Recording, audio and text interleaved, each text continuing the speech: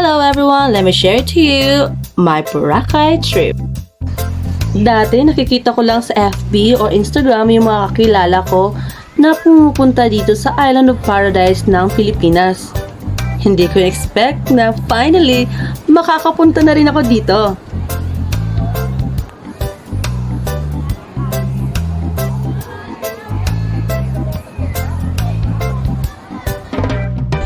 Mula Lemkit Mall, sumakay na ako ng van ng Magno Express papuntang Lagandingan Airport. May oras din ang biyahe nila papuntang airport. Just check their daily trip schedule sa screen.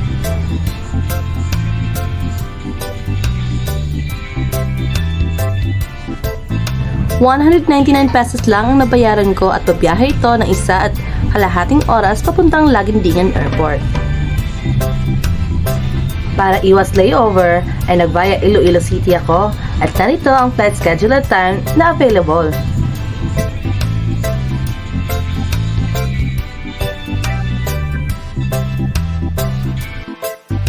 At saktong-sakto, hindi delayed yung flight namin dahil maaga dumating yung Airbus sa airport.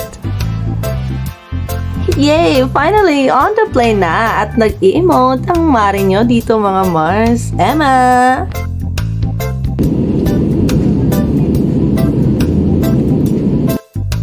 At ayan, malapit na tayo sa Iloilo.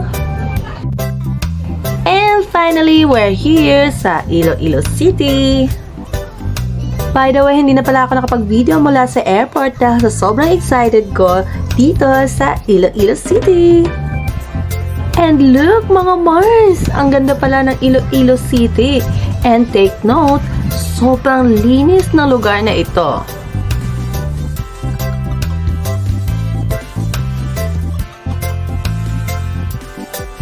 If you want to stay here in Iloilo for a night, you can stay here at the Vida Tower. Malapit lang ito sa Iloilo City proper. You may book through Airbnb or Agoda. Kinabukasan ay trip na namin papuntang Boracay. Mula Vida Tower ay nagbook lang kami ng Grab papuntang Ceres Bus Terminal. Sumakay lang kami ng Ceres Liner papuntang Katiklan. Mula Ceres Bus Terminal ay bumiyahe kami papuntang Katiklan ng mahigit 6 na oras. 510 ang pamasahe mula Iloilo hanggang Katiklan. Dahil medyo mahaba-haba ang biyahe, natulog muna ang inyong mare.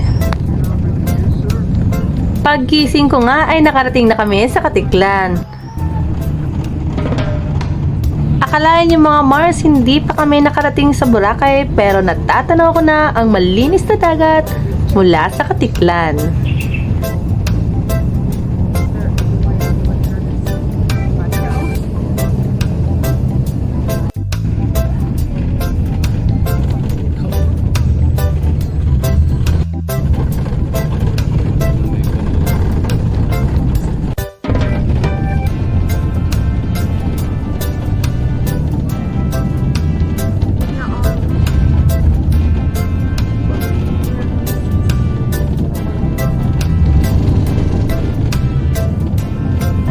Kahit hindi ka pa nga nakarating ng Boracay, ay matatakam ka na ang maligo dito sa Katiklan dahil sa sobrang linis ng kanilang dagat na mala Boracay.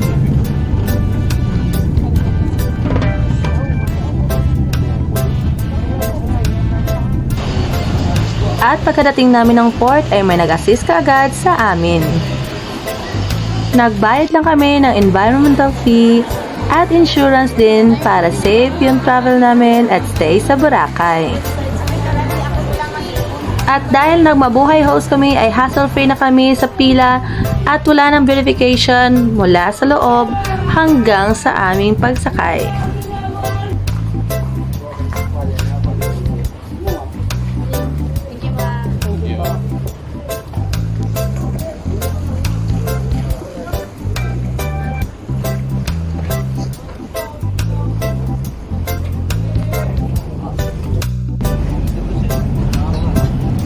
At ayan, bumiyahe na kami from Katiklan Port papuntang Boracay.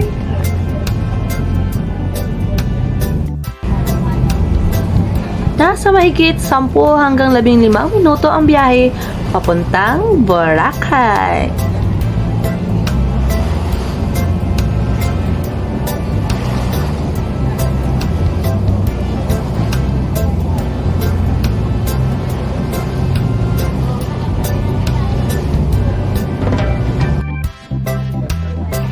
At sa wakas, nakarating na rin kami sa port ng Boracay.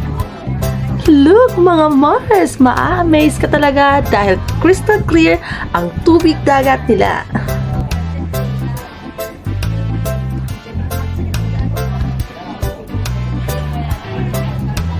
See you sa part 2 ng aming trip papuntang Boracay. Thank you for watching!